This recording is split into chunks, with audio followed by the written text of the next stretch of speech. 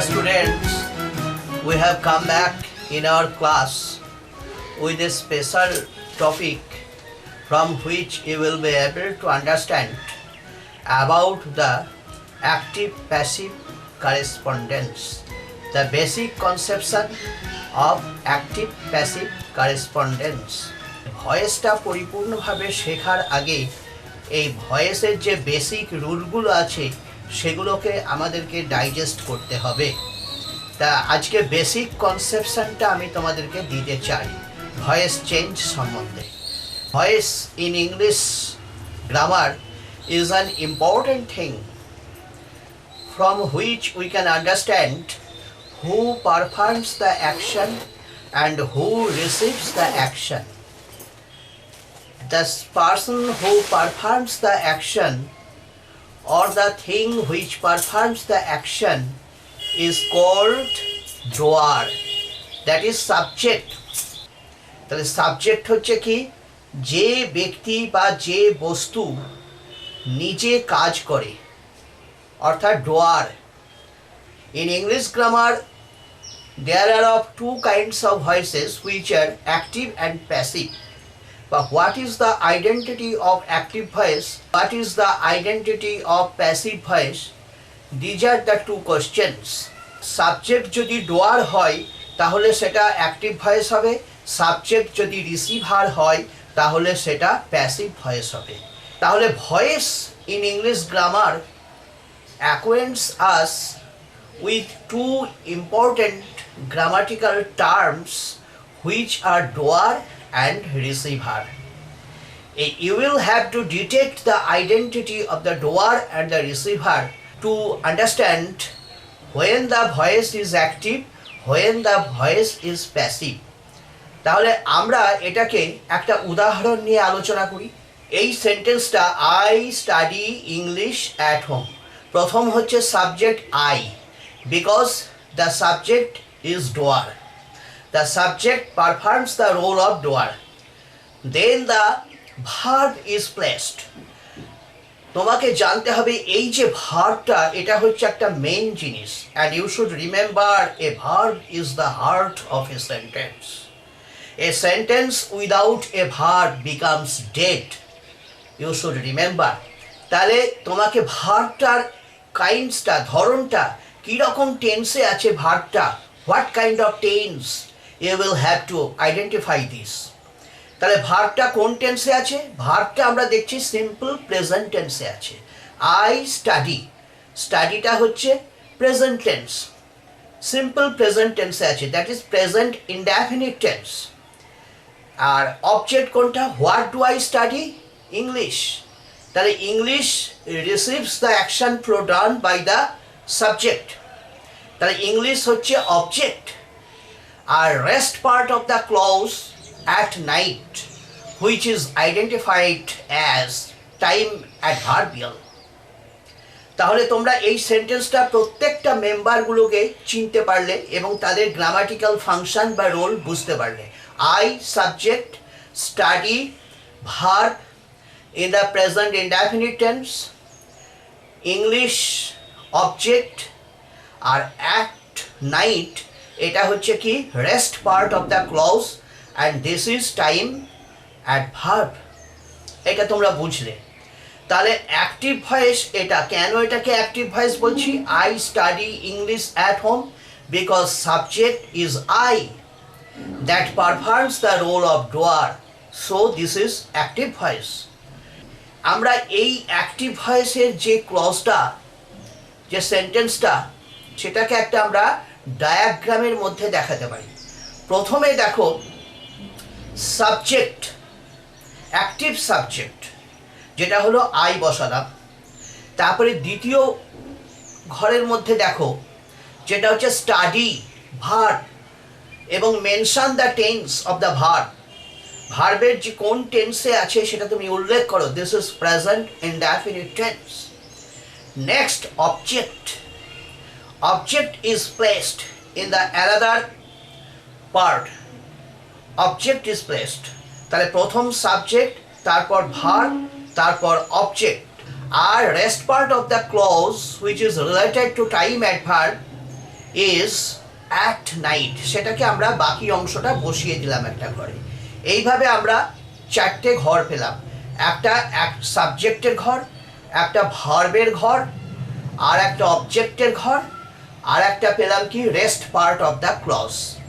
এই present indefinite টেন্সে যদি থাকে কোনো সেন্টেন্স বা ক্লজ, তাহলে how is it possible for us to change from active to passive? This is a question. তাহলে প্রথম দেখো নিয়মটা কি হবে, প্যাসিভ। প্রথমে আমার কি হবে, অবজেক্টটা সাবজেক্টের ঘরে আসবে। দ্যাট মিনস অবজেক্ট কিন্তু সাবজেক্ট হয়ে যাচ্ছে না, অবজেক্ট অবজেক্ট রূপেই থাকছে, এবং সেটা হচ্ছে কি প্যাসিভ সাবজেক্ট বলে গণ্য করা হয়, প্যাসিভ সাবজেক্ট। তাহলে অ্যাক্টিভ ভয়েস থেকে প্যাসিভ ভয়েসে আনার সময় প্রথম যেটা আমার কর্তব্য সেটা হচ্ছে কি, যে অ্যাক্টিভ ভয়েসে যেটা অবজেক্ট আছে সেইটা প্যাসিভ ভয়েস করার সময়তে প্রথমেই, সেন্টেন্সের প্রথমেই সেটা প্যাসিভ সাবজেক্ট রূপে আসবে। তারপরে আমরা কি করব, তারপরে আমরা ভার্বটাকে লক্ষ্য করব কোন টেন্সে আছে। This is present indefinite tense. তাহলে কি হবে, প্রেজেন্ট ইনডেফিনিট টেন্সের ভার্বের যে প্যাসিভ ফর্ম সেটা বি ভার্ব একটা আসবে, এম, ইজ বা আর, আর তার সঙ্গে যে মূল ভার্বটা আছে সেটা পাস্ট পার্টিসিপল ফর্মে গিয়ে বসবে, যেটাকে সংক্ষেপে আমরা V3 রূপে লিখি। তাহলে আমরা কি বুঝলাম, তাহলে ভার্বটা প্যাসিভ ভার্ব যখন হয়ে গেল তখন সেটা বি ভার্ব একটা অতিরিক্ত আসলো, এম বা ইজ বা আর, তারপরে ওই মূল ভার্বটা গেল পাস্ট পার্টিসিপল ফর্মে।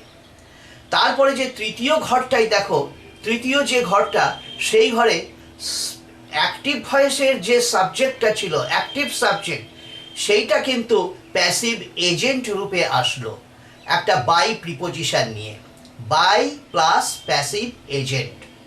তারপরে চতুর্থ ঘরে rest part of the clause যেটা অ্যাট নাইট, সেটাকে আমরা বসিয়ে দিলাম।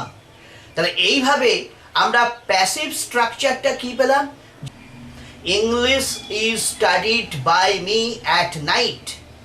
তাহলে ইংলিশ হচ্ছে প্যাসিভ সাবজেক্ট, ইজ স্টাডিড এটা হচ্ছে প্যাসিভ ভার্ব প্রেজেন্ট ইনডেফিনিট টেন্সে। তারপরে বসছে কি তৃতীয় ঘরে, সেটা হচ্ছে কি প্যাসিভ এজেন্ট, সেটা বাই সমেত বললো, বাই প্লাস আইটা মি হলো, বাই মি।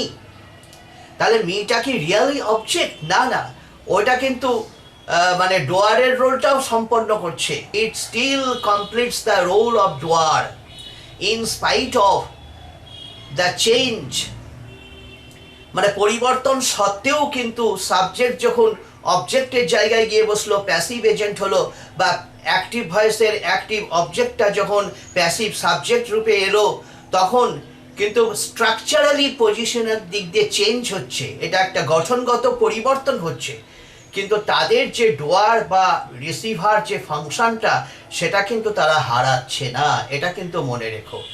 তাহলে যখন আমরা প্যাসিভ সাবজেক্ট রূপে ওখানে বসাচ্ছি তখন ওটা প্রকৃত সাবজেক্ট নয়, ওটা কিন্তু সেই রিসিভারই থাকলো। অ্যাক্টিভ ভয়েসের সাবজেক্টটাকে যখন প্যাসিভ ভয়েসে প্যাসিভ এজেন্ট রূপে বসাচ্ছি তখনও কিন্তু সে ডোয়ার রূপেই থাকলো।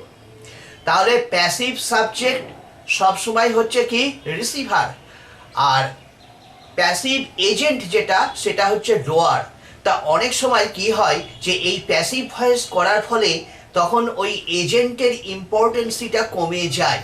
তাহলে a passive voice has a tendency to reduce the importancy of agent, অর্থাৎ এজেন্টের যে গুরুত্ব একটা আছে সেটাকে কমিয়ে দেয়। But you should remember that setting the agent phrase is optional. এটা তোমাকে বসাতেও হতে পারে, নাও বসাতে হতে পারে, এটা একটা অপশনাল। আমরা অনেক সময় যদি নিশ্চিত হতে চাই কে কাজটা করেছে তাহলেই কিন্তু সেখানে বাই প্লাস প্যাসিভ এজেন্ট সেখানে আমরা বসাবো, কিন্তু অনেক সময় বাই প্লাস এজেন্ট যেটা যে এজেন্ট ফ্রেজ রূপে যেটা আসে সেটা অনেক সময় কি হয়, বসানো হয় না। We generally omit this. তাহলে আমরা বুঝলাম প্যাসিভ ভয়েসটা অ্যাক্টিভ ভয়েস থেকে প্যাসিভ ভয়েসে কিভাবে পরিণত করতে হয়।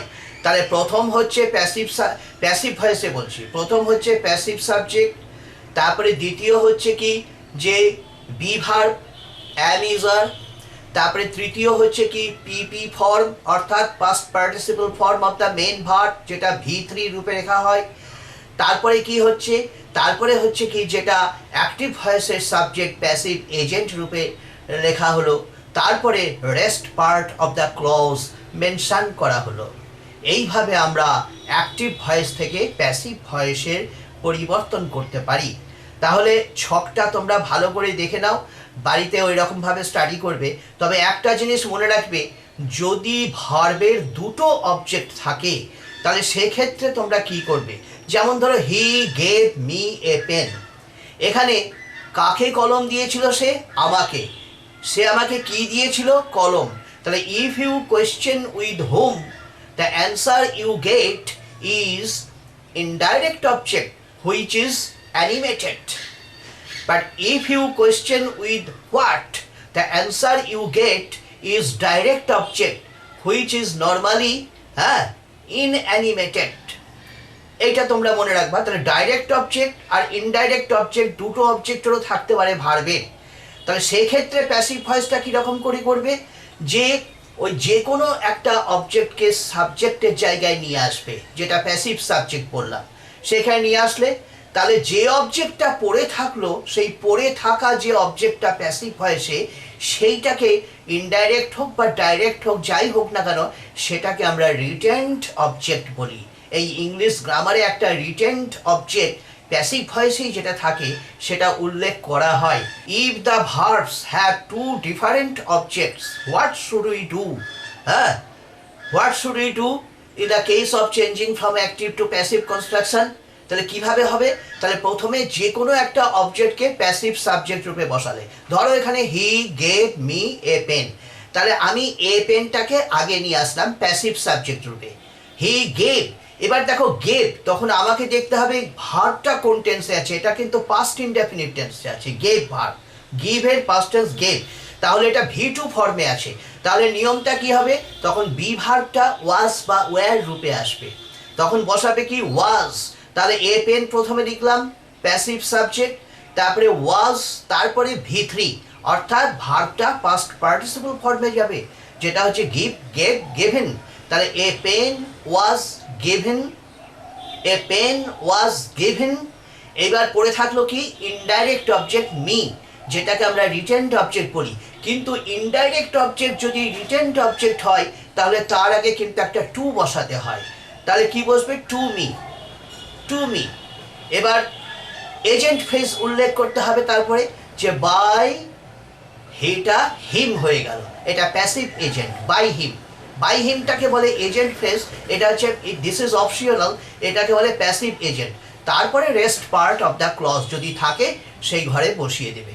তাহলে যদি আমরা দেখি ভার্বের দুটো অবজেক্ট থাকে, তাহলে যে কোনো একটা অবজেক্টকে যদি প্যাসিভ সাবজেক্ট রূপে নিয়ে আসি প্যাসিভ ভয়েস করার সময়, তাহলে যে অবজেক্টটা প্যাসিভ ভয়েসে পড়ে থাকে সেটা ডাইরেক্ট বা ইনডাইরেক্ট হোক না কেন, সেটাকে বলে রিটেন্ড অবজেক্ট। কিন্তু যেহেতু এই যে সেন্টেন্সটা আমি দিয়েছি he gave me a pen, যেহেতু এটা পাস্ট ইনডেফিনিট টেন্সে আছে, তাহলে a pen was given me by him. আবার অনেক সময় বলতে পারি কি, যে আই ওয়াজ গিভেন, মিটাকে নিয়ে আসলাম প্যাসিভ সাবজেক্ট রূপে আই, তারপরে ওয়াজ বসালাম, তারপরে V3 given, I was given. তাহলে রিটেন্ড অবজেক্ট কি হলো? A pen. এটা হচ্ছে কি ডাইরেক্ট অবজেক্ট, যেটা রিটেন্ড অবজেক্ট হিসেবে আসছে প্যাসিভ ভয়েসে। একমাত্র প্যাসিভ ভয়েসেই আমরা রিটেন্ড অবজেক্ট দেখতে পাই। তাহলে কি হবে, যে I was given a pen, I was given a pen. এইভাবে যদি ভার্বের যদি দুটো অবজেক্ট পাওয়া যায়, তাহলে তোমরা ভয়েস চেঞ্জ করার সময় যে কোনো একটা অবজেক্টকে প্যাসিভ সাবজেক্ট রূপে রেখে তারপরে ভার্বের যে প্যাসিভ রূপটাকে বসিয়ে, তারপরে টেন্স অনুযায়ী, ভার্বের টেন্স অনুযায়ী প্যাসিভ ভয়েসের রূপটাকে বসিয়ে, তারপরে তোমরা যেটা বাকি অবজেক্ট যেটা পড়ে থাকলো সেটাকে রিটেন্ড অবজেক্ট বলে, সেইটা তোমরা বসাবে। তারপরে rest part of the clause, this is the rule. Active voice থেকে প্যাসিভ ভয়েস করার সময় যে সমস্ত নিয়মগুলো আছে, যেমন ধরো সাবজেক্ট অবজেক্ট এর ফর্মগুলো তোমাদেরকে জানতে হবে। যেমন আই যখন আসে সাবজেক্ট রূপে, তার অবজেক্ট হয় মি। যেমন উই যদি আসে তার অবজেক্ট হয় আস, এগুলোকে মুখস্থ করতে হবে। তারপরে যেমন ইউ ইউ, তারপরে যেমন হি হিম, সি হার, তারপরে দে দেম, এইগুলো তোমাদেরকে সব মুখস্থ করতে হবে। সাবজেক্টের অবজেক্ট, হ্যাঁ, এগুলো তোমাদেরকে জানতে হবে। আর জানতে হবে কি ভার্বের টেন্স, অর্থাৎ ভার্বটা যখন V1 এ আছে তখন তার V2 ফর্ম, V3 ফর্ম কি হবে, এগুলোকে মুখস্থ করতে হবে। The question arises in our mind, কখন আমরা এজেন্ট ফ্রেজকে উল্লেখ করি না। এখানে দেখো 1 নম্বরে আমি বলছি যখন আমরা এজেন্টকে আদৌ জানতে পারি না, কে কাজটা করেছে এটা আমাদের মানে জানার ক্ষমতা নাই, বিয়ন্ড আওয়ার নলেজ, তখন আমরা এজেন্ট ফ্রেজ লিখি না। বাই প্রিপোজিশন দিয়ে যে এজেন্ট ফ্রেজটা আছে প্যাসিভ এজেন্ট, সেটা আমরা অমিট করে দিই। 1 নম্বর, যদি যখন সাবজেক্ট যে কাজটা করছে when the doer is completely unknown to us, তখন agent need not be mentioned in the passive voice। আর কখন when the agent is unimportant or irrelevant, যখন এজেন্টের কোনো গুরুত্ব নাই, যখন এজেন্ট অপ্রাসঙ্গিক, এটা জানলেও হবে না জানলেও হবে, এটা জানার দরকার নাই, সেক্ষেত্রে অ্যাকশনের ওপর জোর দেওয়া হয়। হোয়াট ইজ ডান, যেটা করা হয়, আর two hmm it is done, কার কাছে এটা করা হয়, এই দুটোই যখন আমাদের কাছে ফোকাস হয়ে দাঁড়ায় তখন কিন্তু আমরা এজেন্টকে মেনশন করি না। মানে বাই দিয়ে, বাই প্লাস যেটা এজেন্ট, প্যাসিভ এজেন্ট যেটা আছে সেটাকে আমরা উল্লেখ করি না। আর একটা ক্ষেত্র হচ্ছে 3 নম্বর, যেটা যে আরেকটা কি, যেমন ধরো যখন যে সাবজেক্ট অর্থাৎ যে কাজটা করছে পারফর্মার, সে যদি স্পষ্ট হয়ে যায়, স্পষ্ট, অবভিয়াস, প্রমিনেন্ট, কেমন আমরা সহজেই বলে নিতে পারি যে এই কাজটা ওই ব্যক্তি ছাড়া কেউ করতে পারে না। যেমন ধরো রোগীটাকে তাড়াতাড়ি চিকিৎসা করা হবে, কোনো চিন্তা নাই তোমার, you need not worry, the patient will be treated soon. Who will treat the patient? The fisherman, the teacher, the carpenter? No, not at all, the doctor will treat the patient. এইভাবে এজেন্টটা আমাদের কাছে স্পষ্ট হয়ে যাচ্ছে। সেই স্পষ্ট যখন হয় তখন আমরা এজেন্ট ফ্রেজকে উল্লেখ করি না। তাহলে 3টে পয়েন্ট কি কি বললাম। এক হচ্ছে এজেন্ট যখন আননোন হয় তখন এজেন্ট ফ্রেজ লেখা হয় না। এজেন্ট যখন অর্থাৎ যে কাজটা করে সেটা যদি তোমার আনইম্পর্টেন্ট বা ইররিলেভেন্ট হয়, অপ্রাসঙ্গিক বা গুরুত্ব নাই, লেখার দরকার নাই, জানার দরকার নাই, আমার অ্যাকশনটাই হচ্ছে মেন, ওটা জানলেই হবে, অ্যাকশনের ওপর ফোকাস দিলেই হবে, তখন সেখানে আমরা এজেন্ট উল্লেখ করি না। এই যে ডিসিপ্লিন শুড বি ওবেড, তাহলে what is done, maintenance of discipline, এটাই হচ্ছে মেন ফোকাস আমাদের কাছে। তো সেক্ষেত্রে discipline should be obeyed by dash, এটা লেখার কোনো দরকারই নাই, তোমার ছেড়ে দিবে। These boxes will be handled with care, আমি কাউকে বলছি কথাটা, who will handle, who will handle, you need not know this, তোমার এটা জানার দরকার নাই। এই ক্ষেত্রে আমরা এজেন্ট ফ্রেজকে প্যাসিভ ভয়েসে উল্লেখ করি না। এটা যদি বলি the thief was arrested from this place yesterday, তাহলে সেক্ষেত্রে কি হবে, এখানে কে অ্যারেস্ট করেছিল চোরটাকে, আমার চোরটাকে এই জায়গা থেকে গ্রেপ্তার করা হয়েছিল, এইটুকুন বললেই যথেষ্ট। কে গ্রেপ্তার করেছিল এটা আমার কাছে স্পষ্ট, আমার অতিরিক্ত ইনফরমেশন আমার নেওয়ার আর দরকার নেই, আমি সহজেই বলে দিতে পারি এটা পুলিশ গ্রেপ্তার করেছিল। ডাক্তার গ্রেপ্তার করতে পারে না, ছুতোর মিস্ত্রি গ্রেপ্তার করতে পারে না, বা রাজমিস্ত্রি গ্রেপ্তার করতে পারে না, এটা একমাত্র যিনি গ্রেপ্তার করতে পারেন সেটা হচ্ছে কে, সেটা হচ্ছে পুলিশ। তাহলে এই সব ক্ষেত্রে আমরা প্যাসিভ ভয়েসে এজেন্ট ফ্রেজকে উল্লেখ করি না, এটা তোমরা জানবে, কেমন। আর ইংলিশ গ্রামারে ভার্ব হচ্ছে 2 প্রকার, একটা হচ্ছে ট্রানজিটিভ ভার্ব আর একটা হচ্ছে intransitive verb. You should know that the verb which has an object is called transitive verb, আর the verb which does not have any object is called intransitive verb. তাহলে যে ভার্বের অবজেক্ট আছে, the verb containing an object is called transitive verb. The voice is possible. Active voice to passive voice is possible in this case. Verb object আছে, কিন্তু you should remember that the conversion from active to passive is never possible without object in the active voice. Active ভয়েসে যদি object আমরা না পাই, ভার্বের যদি object যদি না পাই, তাহলে সেটার ভয়েস চেঞ্জটাই কিন্তু হয় না। এরকম ইন্ট্রানজিটিভ যে ভার্বটা আছে, এইসব ভার্বগুলো, these verbs do not have object, এইসব ভার্বগুলোর কিন্তু কোনো অবজেক্ট নাই। এই ভার্বগুলোকে আমরা ইন্ট্রানজিটিভ ভার্ব বলি। You should remember that the intransitive verbs have no passive form. অবশ্যই এক্সেপশনাল কেস আছে, এগুলো আমরা পরে আলোচনা করব, পরে শিখব, কিন্তু আপাতত জেনে রাখো যে একটা ট্রানজিটিভ ভার্বেরই অ্যাক্টিভ টু প্যাসিভ হয়, কিন্তু ইন্ট্রানজিটিভ ভার্বের ক্ষেত্রে আমরা অ্যাক্টিভ টু প্যাসিভ কখনোই কল্পনা করতে পারি না। হ্যাঁ, কারণ সেখানে কোনো অবজেক্ট পাওয়া যায় না। তাহলে ক্লাসটা আজকে এই পর্যন্তই শেষ হলো। আশা করি তোমাদের ভালোই লেগেছে। প্রশ্ন থাকলে আমাকে নির্দ্বিধায় জিজ্ঞাসা করবে। আবার পরের ভিডিওতে এই ভয়েস নিয়েই আমরা আরও বিস্তারিতভাবে আলোচনা করব। শেষ করলাম। হ্যাঁ, তোমরা সবাই ভালো থাকো।